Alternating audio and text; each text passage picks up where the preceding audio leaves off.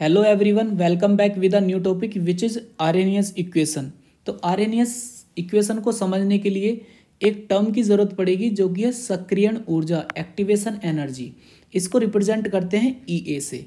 ठीक है, तो होती क्या है, अभिकारक अणुओं के संघट कोलिजन से प्राप्त ऊर्जा की वह अतिरिक्त मात्रा जो अभिक्रिया को संपन्न करने में पर्याप्त होती है तथा जिसके फलस्वरूप उत्पाद बनते हैं, एक्टिवेशन एनर्जी कहलाती है। अभी बिल्कुल समझ नहीं आया होगा, अब आएगा समझ। देखो, ऐसे मानो हमारे पास में दो मॉलिक्यूल हैं, ए मॉलिक्यूल और बी मॉलिक्यूल।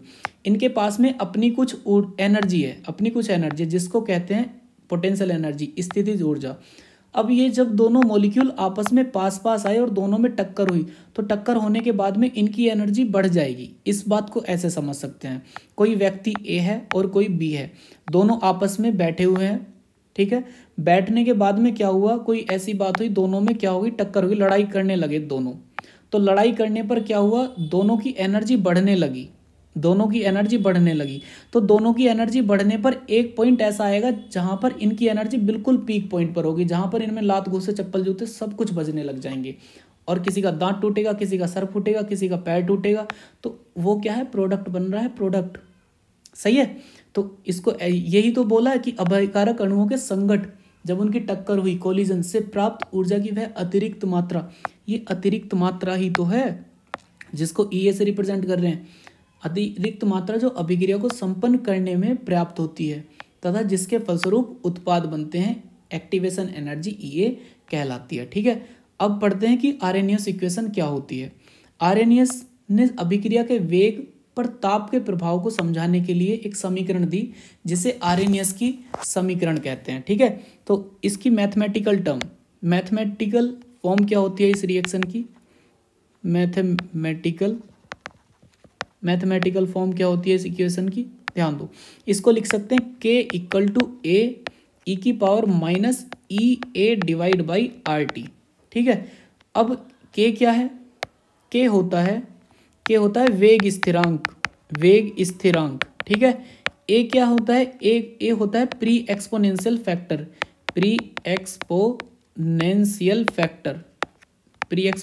फैक्टर। ठीक है, तो ये ई ए, देखो ये जो होता है ना ई वाला फैक्टर, इसको बोलते हैं एक्सपोनेंशियल। ठीक है, एक्सपोनेंशियल से पहले जो टर्म लगी हुई है उसको बोलते हैं प्री एक्सपोनेंशियल फैक्टर, जो पहले टर्म लग गई। और यहाँ पर ई ए क्या है, ई ए है यहाँ पर, ई ए बराबर इसको बोलते हैं एक्टिवेशन एनर्जी या फिर सक्रियण ऊर्जा। ठीक है, एक्टिवेशन एनर्जी या सक्रियण ऊर्जा। ठीक, और आर क्या है, आर है कांस्टेंट, और आर की वैल्यू होती है 8.314 joule per kelvin per mole. और टी क्या है, टी है हमारे पास में टेम्परेचर। ठीक है, तो देखते हैं ये जो हमारे पास में आर्हेनियस की समीकरण है, K इक्वल टू ए ई की power minus E A divide by R T. इसको थोड़ा सोल्व करने की कोशिश करते हैं। एक काम करते हैं, इस इक्वेशन में दोनों तरफ लॉग लेते हैं। तो taking log on both side, जैसे ही लॉग लेंगे इसमें दोनों तरफ, तो क्या होगा, देखो यहाँ पर हम लिख सकते हैं लॉग के बराबर, लिख सकते हैं लॉग के बेस ई है, लॉग के बराबर लॉग बेस ई ए इंटू ई की power minus E A divide by R T. तो देखो, एक लॉग का बेसिक सा फॉर्मूला होता है, अगर लॉग m इंटू एन दिया हुआ है तो उसको लिख सकते हैं हम log m plus log n। ठीक है, ये लिख सकते हैं। तो इसमें इस वाले फॉर्मूले को अप्लाई करते हैं, तो कैसे लिख सकते हैं इसको लिख सकते हैं log k बेस ई बराबर log a base E plus, क्योंकि ये m हो गया ये n हो गया, तो प्लस log ई की power minus E A divide by R T, और यहाँ पर कौन हो गया, बेस ई हो गया। ठीक, तो इसको ऐसे कर सकते हैं log के ई बराबर log ई ए। देखो एक और फॉर्मूला होता है log का, फॉर्मूला क्या होता है, अगर कभी log बेस ई m की पावर n दिया हुआ है तो ये जो n है ना, ये आ जाता है आगे। ठीक, तो लिख सकते हैं एन लॉग एम बेस ई। ठीक है, तो इसको हम देखो ये क्या कर सकते हैं, ये ई की पावर या एम की पावर एन है, तो इसको आगे लिख सकते हैं। तो इसको लिख सकते हैं हम minus E A divide by R T log e और बेस ई। तो देखो जो लॉग ई होता है ई बेस ई पर उसकी वैल्यू होती है 1, तो इसकी जगह हम 1 पुट कर सकते हैं। तो क्या आएगी वैल्यू, क्या आएगी लॉग बेस ई के बराबर log E A minus E A divide by R T, और इसकी वैल्यू कितनी है, इसकी वैल्यू है 1। तो 1 लिखें या ना लिखें बात तो एक ही है। ठीक है, देखो अगर अभी हम क्या करने लगे, यहाँ से बेस 10 कर देते हैं तो क्या होगा, लॉग यहाँ पर हमने अगर बेस 10 किया लॉग बेस 10 के, तो मल्टीप्लाई हो जाती है 2.303 से, इक्वल टू 2.303 लॉग, इसको भी बेस 10 कर रहे हैं, A minus E A divide by R T. ठीक है, एक काम करते हैं 2.303 से सारी इक्वेशन को डिवाइड कर देते हैं, डिवाइड बाई 2.303। ठीक है, जैसे इसको डिवाइड करेंगे तो क्या आ जाएगा, लॉग बेस 10 के इक्वल टू ये कट जाएगा, इससे कट हो जाएगा जब डिवाइड करेंगे तो ये कट हो जाएगा। ठीक, तो क्या आएगा, equal to log A base 10 minus E A divide by R T था, लेकिन डिवाइड किससे करें, 2.303 से। तो ये क्या आ गई, ये आर्हेनियस समीकरण की ही लॉग वाली फॉर्म है। ठीक है, अब समझते हैं क्या करते हैं भाई। माना कि हमें है ना अलग अलग टेम्परेचर पर अलग अलग वेग स्थिरांक, ये जो वेग स्थिरांक है अलग अलग प्राप्त हो रहे हैं, तो वेग स्थिरांक पर टेम्परेचर का क्या प्रभाव पड़ रहा है उसी बात को तो आर्हेनियस समझा रहे हैं। तो कैसे,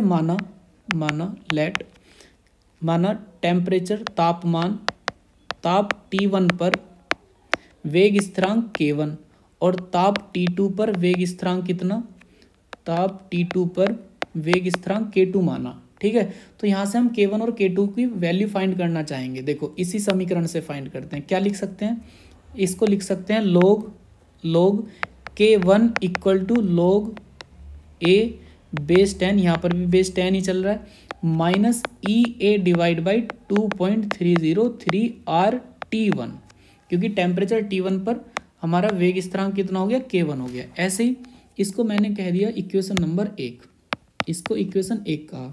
ऐसे टेम्परेचर T2 के लिए करते हैं तो क्या कर सकते हैं, इसको कर सकते हैं log K2 बेस 10 बराबर log base 10 a minus E A divide by 2.303 R T2, इसको कह दिया इक्वेशन नंबर 2।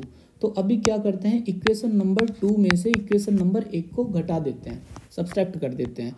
तो क्या आएगा, देखो इधर वाला ये जो है ये log के, ये जो इक्वेशन 2 है log K2 में से log K1 घट जाएगा, सब्सट्रैक्ट कर देंगे तो क्या लिख सकते हैं, इसको लिख सकते हैं log K2 base 10 minus log K1 base 10 equal to, और क्या लिख सकते हैं, इसको लिख सकते हैं log A 10 minus E A divide by 2.303 R T2। ठीक है, माइनस सब्सट्रैक्ट कर लेना, माइनस क्या, ये फर्स्ट इक्वेशन वाला, इसको लिख देंगे तो क्या लिखेंगे, log A 10 minus E A divide by 2.303 R T2। ठीक है, ये हो गया।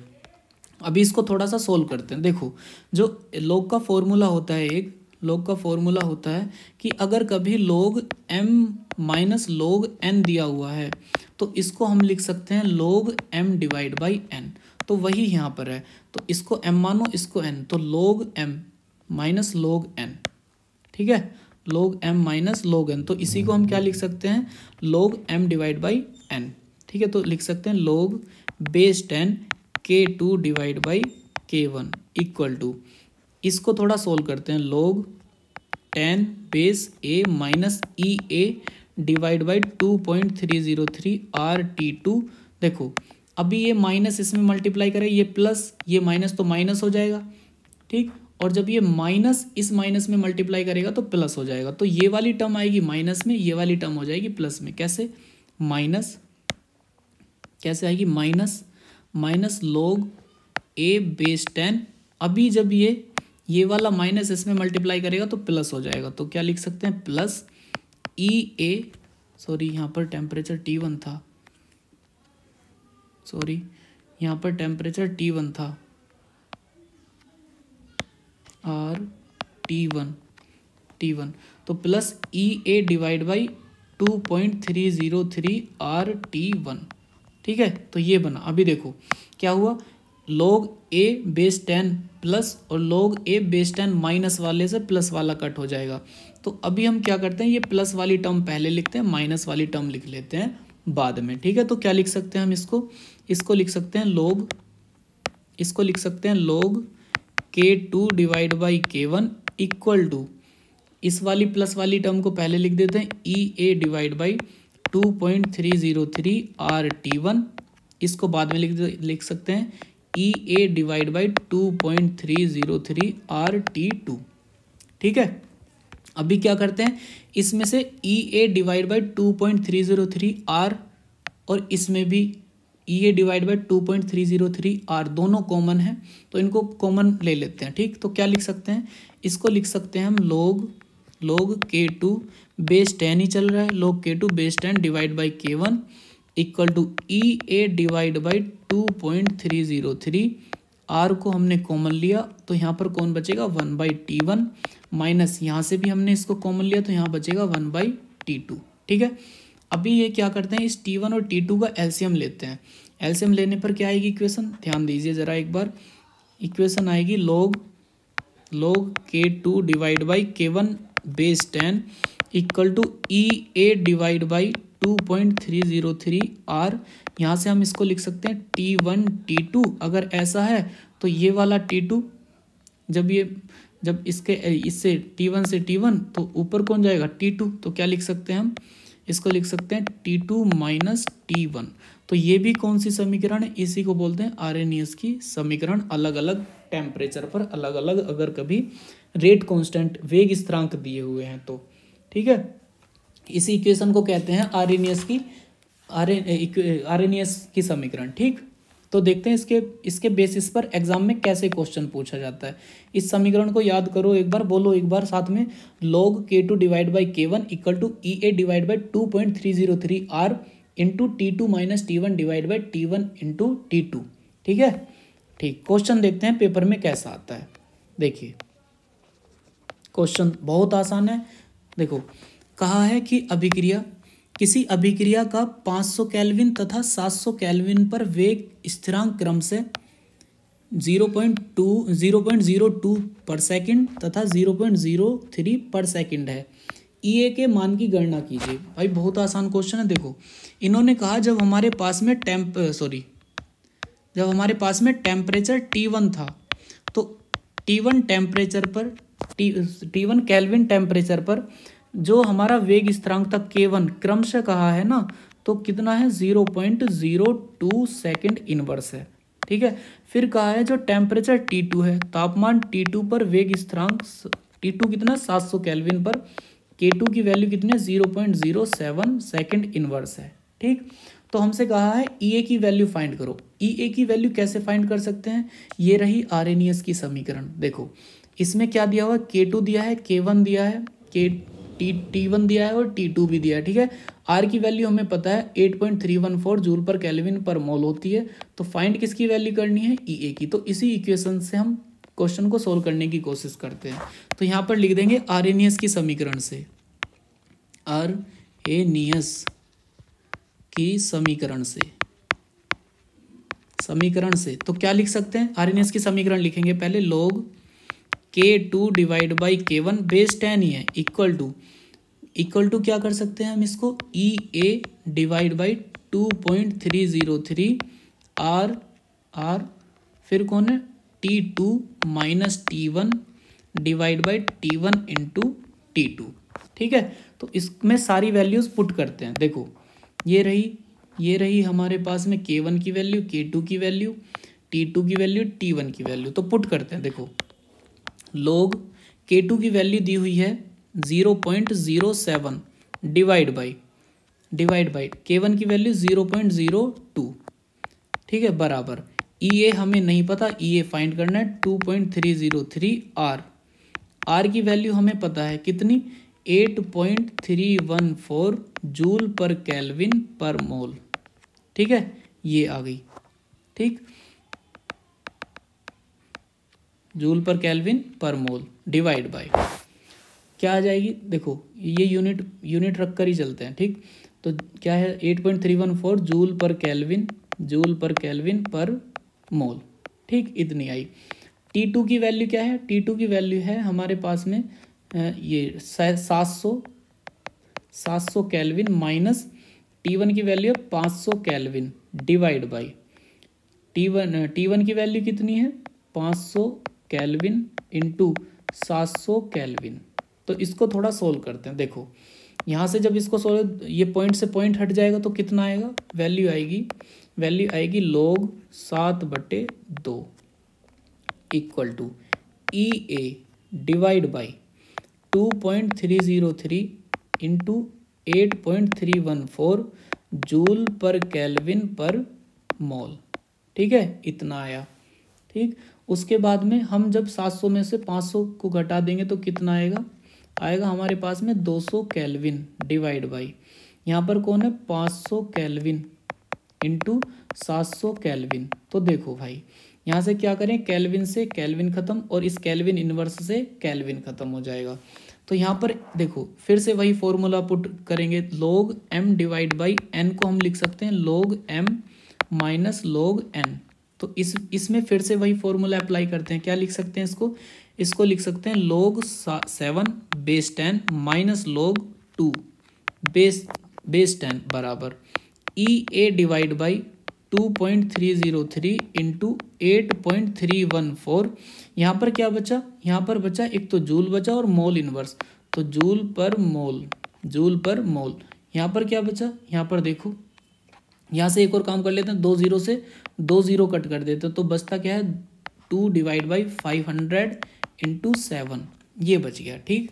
तो देखो इसमें क्या करते हैं, जो log 7 होता है log 7 बेस 10 पर उसकी वैल्यू होती है 0.8450, ठीक है, माइनस जो log 2 होता है उसकी वैल्यू होता है 0.3010 equal to EA divide by 2.303 into 8.314 joule per mole into 2 divide by 500 into 7, ठीक।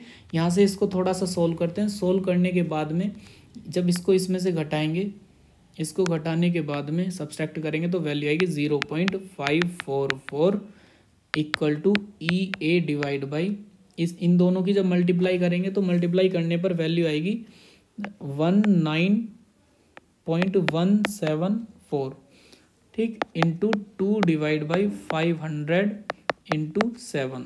तो यहाँ से EA की वैल्यू हमने फाइंड करनी है, तो क्या करेंगे, ये जो डिवाइड में ये इधर चली जाएगी, ये भी इधर, और ये जाकर डिवाइड कर देगा। तो क्या आ जाएगी वैल्यू आ जाएगी हमारे पास में, देखो इसको थोड़ा सा और सोल्व कर लेते हैं। इससे 2 से इसको कट कर लेते हैं, कितना आएगा 2 दूनी 4 और यहाँ पर 1 हासिल गया तो 7 बार कट, तो 7 14, तो 2 बचेगा, ठीक। तो इसको लिख सकते हैं 0.272, ठीक है, इंटू 19.175 इंटू इसको लिख लेते हैं 500 इंटू 7। तो EA की वैल्यू कितनी आ जाएगी, EA की वैल्यू आ जाएगी हमारे पास में 18321.8 जूल पर मोल, ठीक है। सपोज करो इसी वैल्यू को किलो जूल में कन्वर्ट करना चाहें तो 1000 से डिवाइड कर देंगे तो EA equal to 18231.8 divide by 1000 kilo joule पर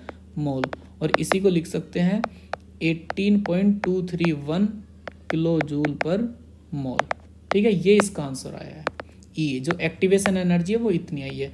बिल्कुल सेम क्वेश्चन है ये वाला, सेम क्वेश्चन है ये, ठीक है। क्वेश्चन क्या कहता है, फिर से देखो क्वेश्चन क्या कहता है, देखो क्वेश्चन है सक्रियण ऊर्जा को परिभाषित कीजिए। बिल्कुल अभी थोड़ी देर पहले ही लेक्चर के शुरू में परिभाषित किया था। किसी अभिक्रिया के 400 तथा 600 केल्विन पर वेग स्थिरांक क्रमशः इतने दिए हुए हैं, सक्रियण ऊर्जा की गणना कीजिए यदि log 4 की वैल्यू इतनी और r की वैल्यू इतनी दी हुई है। ठीक है, बहुत आसान क्वेश्चन है, 4 नंबर में ये भी आया, 2022 में पूछा गया। देखते हैं क्या होता है, ध्यान दीजिए भाई। इन्होंने जो टेम्परेचर दिया हुआ है T1 कितना है, T1 है 400 केल्विन, ठीक है। T1 पर K1 कितना है, क्रमशः 0.02 सेकेंड इनवर्स, ठीक। ऐसी हमें T2 दिया हुआ है, T2 कितना है, T2 की वैल्यू है 600 केल्विन, तो K2 कितना दिया हुआ है 0.08 सेकेंड इनवर्स, ठीक। तो हमसे पूछा है सक्रियण ऊर्जा EA फाइंड कीजिए। EA फाइंड करने के लिए तो फिर से वही फॉर्मूला अप्लाई करेंगे आरएनएस की इक्वेशन, कैसे, log K2 divide by K1 base 10 equal to EA divide by 2.303 R T2 minus T1 divide by T1 into T2। इसी में सारी वैल्यूज पुट करेंगे। देखो log K2 की वैल्यू दी हुई है 0.08 डिवाइड बाई K1 की वैल्यू 0.02 बेस 10 है equal to EA divide by 2.303 into R की वैल्यू कितनी दी हुई है 8.314 जूल पर केल्विन पर मोल, जूल पर केल्विन पर मोल।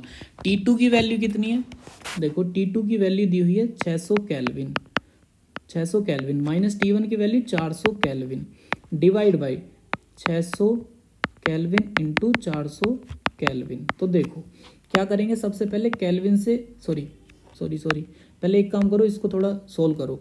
यहाँ से देखो भाई, पॉइंट से पॉइंट कट हो जाएगा तो कितना आएगा, इसको हम लिख सकते हैं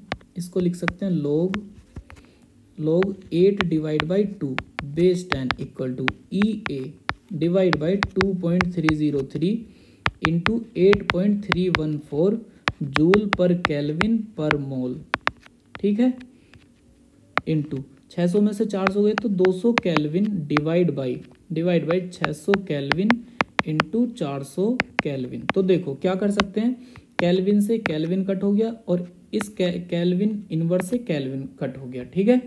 तो ये कौन सी एनर्जी, एक्टिवेशन एनर्जी EA। तो इसको सोल्व करके देखो एक और कर लेते हैं। यहाँ से 2 से ये कितनी बार, 4 बार कट हो जाएगा। तो इसको लिख सकते हैं हम log 4 base 10 equal to EA divide by 2.303 into 8.314। यहाँ से थोड़ा सा और सोल्व कर लेते हैं, 0 से 2 0 कट होगी और ये कितने बार, 2 बार कट हो गया।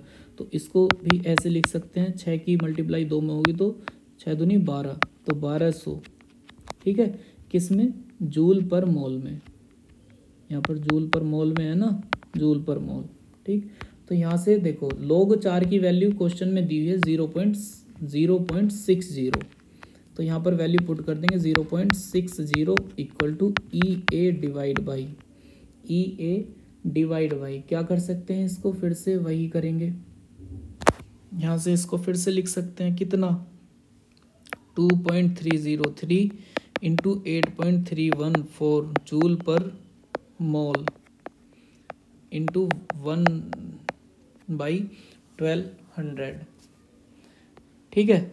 फिर से यहाँ से अगर इसकी मल्टीप्लाई करते हैं, EA फाइंड करना है तो क्या करेंगे, 0.60 into 2.303 into 8.314 into 1200 joule per मोल। इसको जब सोल्व करेंगे तो कितना आ जाएगा, इसकी वैल्यू आएगी 13780.8 जूल पर मोल, ठीक है। जब इसको थोड़ा सा और सोल्व करेंगे तो वैल्यू आ जाए, देख लो, देख लीजिएगा इसको एक बार कितनी वैल्यू आ रही है।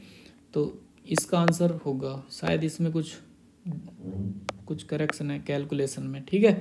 तो आप इसको एक बार कैलकुलेट करके देख लीजिएगा। आई होप आपको ये वाला टॉपिक समझ आया होगा। आरएनएस इक्वेशन क्वेश्चन भी बहुत इजी रहता है, केवल फॉर्मूला बेस क्वेश्चन रहता है। इस फॉर्मूले को याद कर लोगे तो बहुत इजीली क्वेश्चन हो जाएगा। ठीक है, आई होप आपको समझ आया होगा। Thank you.